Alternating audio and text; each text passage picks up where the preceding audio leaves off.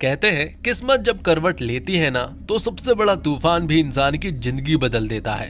और 2025 में एक ऐसी फिल्म आई है जो सिर्फ फिल्म नहीं एक गाथा है, मिराई, जहाँ एक आम सा इंसान टकराता है प्राचीन रहस्यों से और बन जाता है उस लड़ाई का हिस्सा जिसमें दांव पर है पूरी इंसानियत का भविष्य। तो चलिए दोस्तों, जानते हैं मिराई की वो ताकत जो इतिहास को भी एक नया मोड़ देने वाली है। तो आइए इस एक्सप्लेनेशन को स्टार्ट करते हैं। वीडियो अगर अच्छा लगे तो वीडियो को लाइक करके चैनल को सब्सक्राइब जरूर कीजिएगा ताकि आपको इसी तरह के लेटेस्ट और फ्रेश कंटेंट मिलते रहे। तो फिल्म की शुरुआत होती है 250 ईसा पूर्व में, जहाँ हमें बताया गया इतिहास सिर्फ पत्थरों में नहीं रहस्यों में भी छिपा होता है। सम्राट अशोक ने एक ऐसा निर्णय लिया जिसने आने वाली सदियों को हिलाकर रख दिया था। कलिंग युद्ध के बाद जब खून से धरती लाल हो चुकी थी तब अशोक ने हिंसा छोड़ दी, लेकिन उन्होंने एक और काम किया।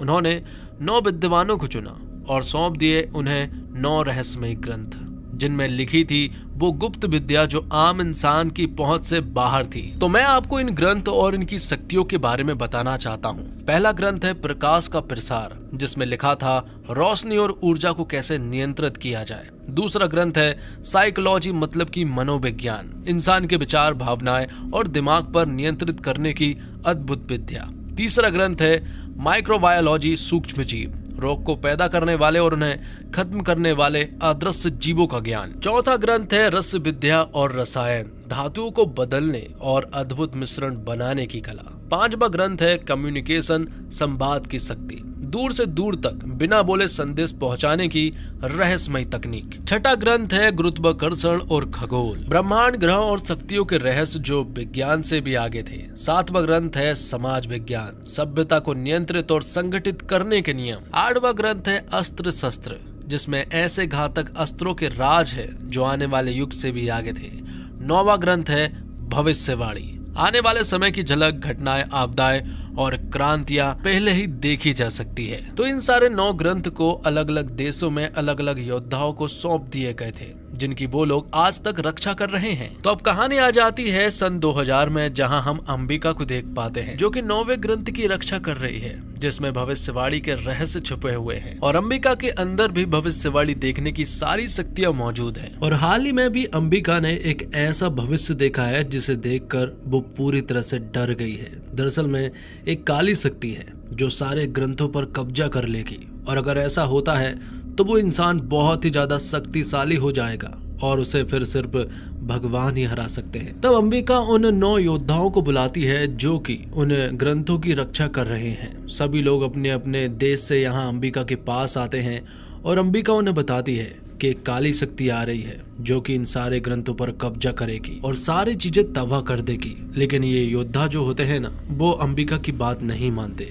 वो कहते हैं कि इन ग्रंथों के द्वारा उनके अंदर भी बहुत सारी शक्तियां हैं और उनके द्वारा हम उस इंसान को रोक सकते हैं। लेकिन अंबिका बताती है कि मैंने जो तुम्हें बताया है वो कोई संभावना नहीं है बल्कि ये हकीकत है। अंबिका समझ चुकी थी कि ये योद्धा उसकी बात नहीं मानेंगे, इसलिए वो अगस्त्य मुनि से मिलने के लिए कैलाश पर्वत जाती है क्योंकि उसे इस काली शक्ति को हराना है और वही कोई उपाय बता सकते हैं। अंबिका दरअसल में गर्भवती है और इस स्थिति में वो कैलाश पर्वत चढ़ रही थी। एक आम इंसान भी बाहर नहीं चढ़ पाता है और अंबिका जो है वो ऐसी स्थिति में कैलाश पर्वत चढ़ जाती है और बीच रास्ते में अंबिका के पेट में जो बच्चा पल रहा है, अंबिका उससे भी बात करती है और अब फाइनली अंबिका जो है वो कैलाश पर्वत चढ़ के अगस्त्य मुनि से मिल जाती है। वो उन्हें इन सारे खतरों के बारे में बताती है और अगस्त्य मुनि अंबिका को बताते हैं कि ये जो संकट आ रहा है वो इन सिर्फ 9 ग्रंथों पर नहीं बल्कि पूरे संसार पर होगा। इसे सिर्फ वही इंसान हरा सकता है जो त्रेता युग के अस्त्र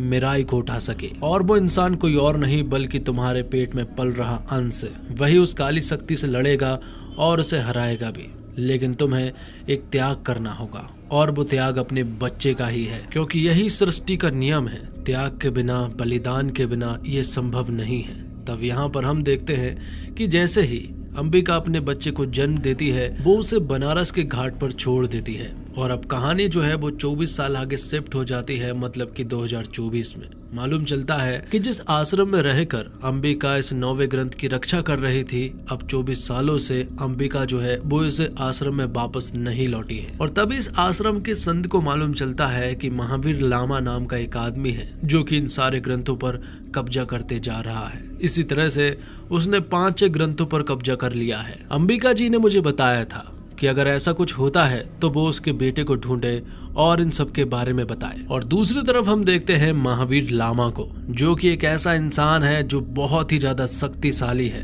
और अब वो हर एक ग्रंथों पर कब्जा कर रहा है। उसके अंदर बहुत सारी शक्तियां हैं जिनके सामने कोई भी नहीं टिक पाता है। उसके पास एक ऐसी काली तलवार है जिसके आगे कोई भी नहीं टिक पाता है।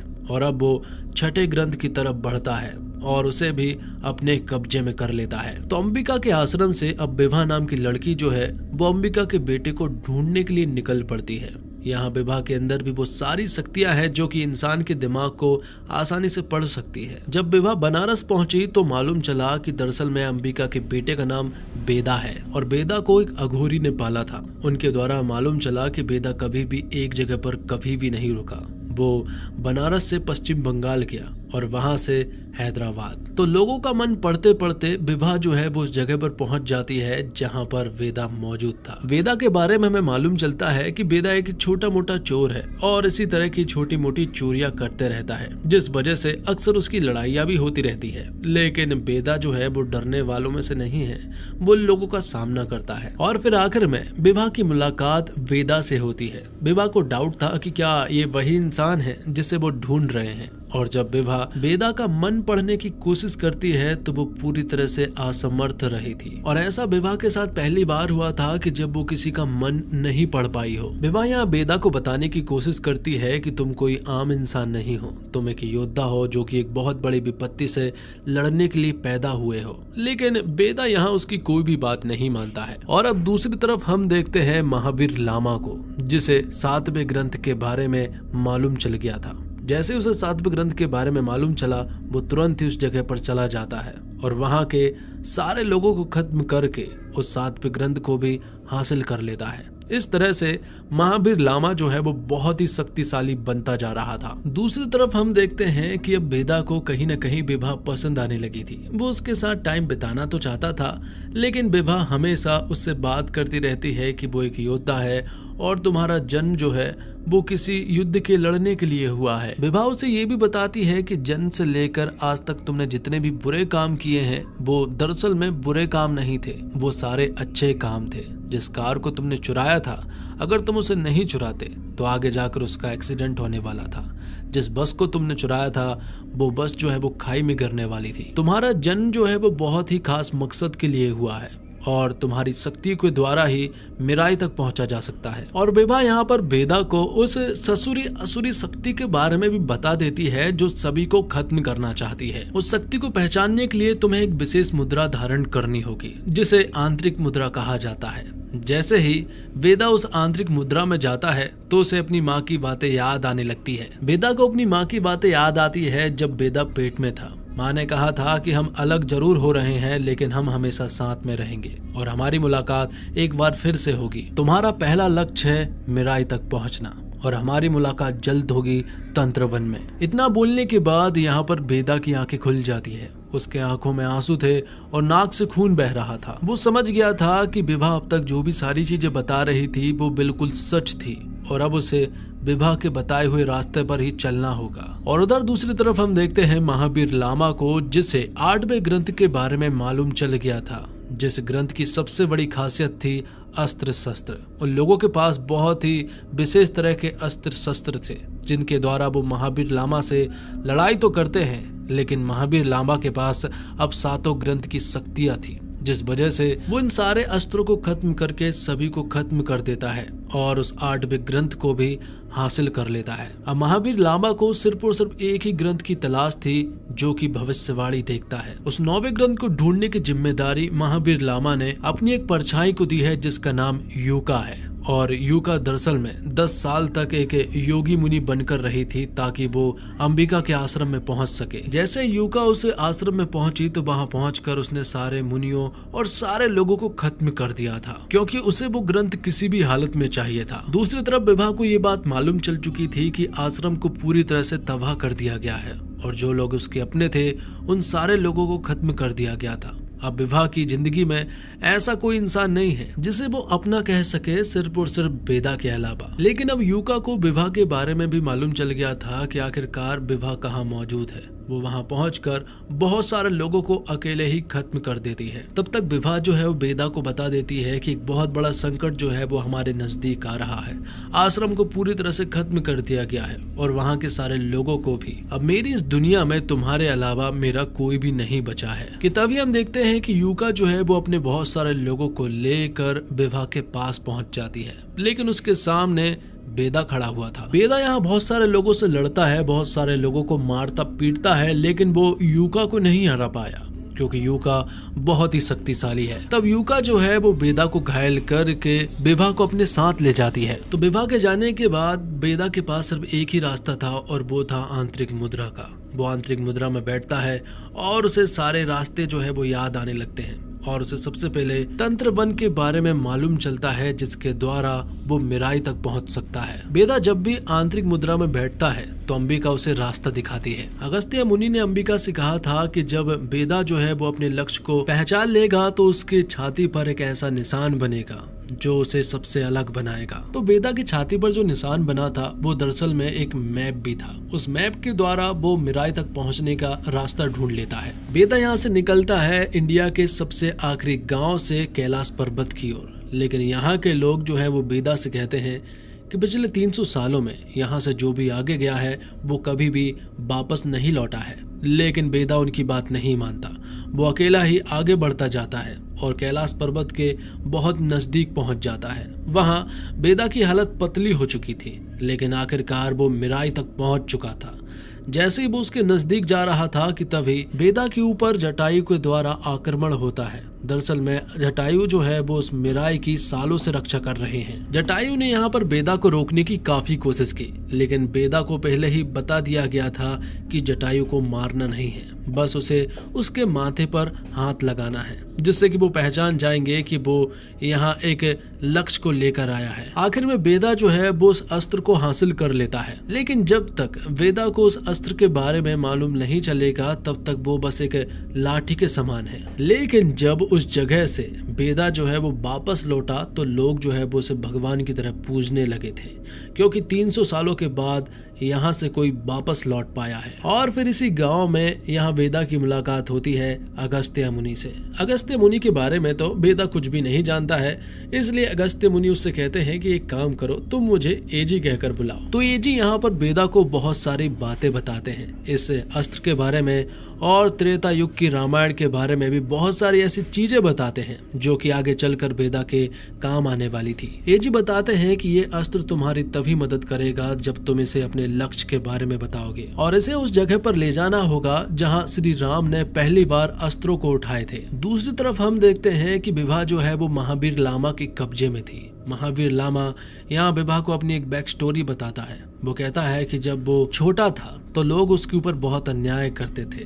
बचपन में ही गांव के लोग जो है वो उनके ऊपर बहुत अन्याय करते थे। उसकी माँ को चुड़ैल माना करते थे, जिस वजह से कोई भी मुझे अपने साथ नहीं रखता था। यह अन्याय जैसे जैसे बढ़ता गया वैसे वैसे लोगों को मारने की भूख जो है वो बढ़ती गई और एक दिन मैंने पूरे गांव को ही जला दिया। तब मेरी भूख तो मिट गई, लेकिन मेरी आत्मा की भूख नहीं मिटी और तब से ही मैं बुरे काम करता आ रहा हूँ। तो अब एजी के साथ वेदा जो है वो उस जगह पर पहुंच जाता है जहां प्रभु श्री राम ने पहली बार अस्त्रों को उठाया था। वहां पहुंचकर वेदा उस जगह को ढूंढने लगता है, लेकिन वो जगह जो है वो वेदा को कहीं भी दिखाई नहीं दे रही थी। फाइनली वेदा उस जगह पर पहुंच तो जाता है, लेकिन उसके पहुंचते ही यहाँ पर महावीर लामा के बहुत सारे लोग आ जाते हैं, जिनके साथ यूका भी शामिल थी। यूका यहाँ वेदा से कहती है कि पिछली बार तो तू बच गया था, लेकिन इस बार तुझे कोई नहीं बचा सकता। वो सभी लोग एक साथ वेदा के ऊपर अटैक कर देते हैं और वेदा उन सभी लोगों से लड़ नहीं पा रहा था क्योंकि वो बहुत सारे थे। तभी उसे कुछ चीजें याद आ जाती है। वो उस अस्त्र को अपने हाथ में रखकर कहता है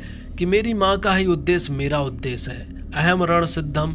इतना कहकर वो जैसे ही जैत्रेय बोलता है कि तभी यहाँ पर एक बहुत बड़ा विस्फोट होता है और वो अस्त्र जो है वो अब सचमुच एक शक्तिशाली अस्त्र के रूप में बदल गया था। उस अस्त्र की एक मार से लोगों की जान तक चली जाती है, जिस वजह से अब यहाँ पर बेदा जो है वो लोगों को बहुत ही आराम से मार डालता है। यहाँ तक कि आखिर में बेदा ने यूका को भी जान से मार दिया था। तभी हम देखते हैं कि यूका ने विभा को घायल कर दिया था। उसकी हालत जो है वो बहुत खराब हो चुकी थी, लेकिन जैसे ही विभा के हाथ में वो अस्त्र गया, विभा जो है वो पूरी तरह से ठीक हो गई। ये देखकर बेदा समझ गया था कि ये अस्त्र जो है वो कोई मामूली अस्त्र नहीं है, ये बहुत ही शक्तिशाली है। तो आगे मालूम चलता है कि विभा को भी उस 9वें ग्रंथ के बारे में मालूम नहीं है कि वो कहाँ है, लेकिन यहाँ पर बेदा को याद आता है कि उस 9वें ग्रंथ को अगर ढूंढना है तो उस जगह पर जाना होगा जहाँ पर पहला ग्रंथ रखा गया था, मतलब कि कामाख्या में, जहाँ पर अघोरी लोग रहते हैं और उनके अंदर बहुत ही अलग तरह की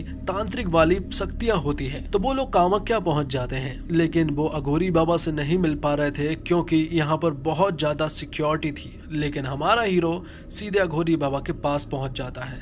जैसे ही अघोरी बाबा बेदा को देखते हैं तो वो कहते हैं कि इस विपत्ति से लड़ने वाला सिर्फ एक ही इंसान होगा जिसके हाथ में ये मिराई होगी, वो इंसान तुम हो और तुम अंबिका के बेटे हो। इससे पहले अघोरी बाबा जो है वो बेदा को एक फ्लैशबैक की कहानी सुनाते हैं। वो कहते हैं कामाख्या में बहुत सारे ऐसे लोग थे जो कि काले जादू को मानते थे और वो इन शक्तियों से अच्छे खासे रूबरू भी थे, लेकिन मैं उन सबसे आगे था। एक दिन जब एक गांव पूरी तरह से जल रहा था तो उस गांव के बाहर मैंने एक बच्चे को देखा। मैंने उस बच्चे को बहुत ही डरा हुआ देखा तो मैंने उसे कामाख्या लेकर आ गया। वहां लाने के बाद मैंने उसे अपनी शक्तियां सिखाई और उसके अंदर भी अब बहुत सारी तांत्रिक शक्तियां आ चुकी थी। वो सारी चीजें कर पा रहा था जो हम कर पा रहे थे। और अब वो वक्त आ गया था जब पहले ग्रंथ की सुरक्षा के लिए किसी इंसान को चुना जाना था। मेरा बेटा भी था जो कि बहुत ही शक्तिशाली था। जब परीक्षा हुई और जब शक्तियों का परीक्षण हुआ तो मालूम चला कि जिस बच्चे को मैंने चुना है वो बहुत ही गलत बच्चा है। उसके अंदर तो लोगों को बचाने वाली शक्तियाँ कम, लोगों को मारने वाली शक्तियाँ ज्यादा है। इसलिए मैंने अपने बेटे को चुना, लेकिन ये सारी चीजें उससे देखा नहीं गया। उसने बहुत सारे लोगों के हाथ में एक जादुई सूत्र बांधा, जिसके हाथों में भी ये सूत्र बंधा रहेगा वो लोगों को आसानी से काबू कर पाएगा। और फिर आखिर में उसने असली रंग दिखा दिया। सारे गांव के लोगों को उसने काबू कर दिया था। मुझे भी पूरी तरह से जकड़ लिया गया था। कुछ ही घंटों के बाद सभी लोग मरने वाले थे कि तभी यहाँ पर अंबिका की एंट्री हुई। अंबिका जैसे ही आई तो उसने यहाँ पर एक रक्षा कवच बनाया और फिर उस जादुई सूत्र को अपने हाथों में लेकर जला लिया और इस तरह से वो खुद भी अग्नि की ओर समर्पित हो रही थी। ये बलिदान अंबिका इसलिए दे रही थी ताकि गांव के सभी लोग बच सके और वो उस बच्चे के जादुई सूत्र से आजाद हो सके। लेकिन यहीं पर अंबिका ने अघोरी बाबा और उस बच्चे को भविष्य बता दिया था कि ये जो बच्चा है ना वो आगे चलकर सारे ग्रंथों पर कब्जा करेगा। लेकिन जैसे ही इसकी नजर 9वें ग्रंथ पर पड़ेगी तो इसका विनाश निश्चित है। ये सुनकर यहाँ से वो लड़का भाग गया। वो लड़का कोई और नहीं बल्कि महावीर लामा था। तो खुद को अग्नि में समर्पित करने के बाद गांव के सभी लोगों की जान बच गई थी और तब से ही उस गांव में एक दिव्य ज्योति जल रही है जो कि अंबिका के रूप में है। तो बेदा दिव्य ज्योति के सामने खड़ा हुआ था। वो दिव्य ज्योति के सामने कहता है कि संकल्प के लिए तुमने अपने बेटे को त्याग दिया, समूह को बचाने के लिए तुमने अपने आप को त्याग दिया। ये बलिदान जो है वो इस तरह से व्यर्थ नहीं जाएगा। वो शपथ लेता है कि वो सारे ग्रंथों को योगी स्थान तक उनकी जगह पर पहुंचा कर रहेगा और फिर आंतरिक मुद्रा के द्वारा वो उस जगह पर पहुंच जाता है जहां पर उस 9वें ग्रंथ को रखा गया था। वो उस 9वें ग्रंथ को निकालता है और उसे योगी स्थान तक ले जाने की कोशिश करता है। लेकिन तभी बीच रास्ते में उसकी मुलाकात होती है महावीर लामा से। उसके हाथों में 8 ग्रंथ थे और उन 8 ग्रंथ की शक्तियां जो है वो महावीर लामा के अंदर थी। जब बेदा अपने लोगों के साथ ट्रेन से जा रहा था तब महावीर लामा ने उनके ऊपर अटैक कर दिया था और जो अस्त्र बेदा के पास था उस अस्त्र के होने के बावजूद महावीर लामा जो है वो बेदा के ऊपर भारी पड़ रहा था और फिर आखिरकार महावीर लामा को वो 9वां अस्त्र जो है वो मिल जाता है जिससे कि अब वो महाशक्तिशाली बन चुका था और अब तो वो बेदा को बहुत ही आसानी से मार रहा था। उसने बेदा को बहुत ही बुरी तरह से घायल कर दिया था। तब अगस्त मुनि की कुछ बातें जो है वो हमें बताई जाती है। जब मृत्यु को भी जीत चुका असुर सामने खड़ा हो, तब उसके अंत के लिए खुद देव भी शस्त्र बनकर प्रकट हो जाएंगे। और जानते हो वो अद्भुत शक्तिशाली अस्त्र क्या है? ये अस्त्र दरअसल में मर्यादा पुरुषोत्तम श्री राम का धनुष कोदंड है। जब भी ये अस्त्र किसी योद्धा के हाथ में जाएगा तो ये अस्त्र दिव्य अस्त्र के रूप में बदल जाएगा। और अब वो अस्त्र जो है वो कोदंड के रूप में बदल जाता है और अब वो एक धनुष बन चुका था। और अब यहाँ पर हमारा हीरो वेदा जो है वो उस कोदंड का इस्तेमाल करता है। तो एक ही बार में यहाँ पर वेदा जो है वो महावीर लांबा को मार गिराता है। और इस तरह जब पाप अपनी हदें पार कर चुका था, जब निर्दोषों की चीख आसमान तक गूंज उठी थी, तब भगवान श्री राम के कोदंड से निकला वो दिव्य बाण सिर्फ एक अस्त्र नहीं बल्कि न्याय का संकल्प था। जो बाण जिसने खलनायक के अभिमान को चीर दिया, वो बाण जिसने सदियों से चली आ रही अंधकार की परंपरा को खत्म कर दिया।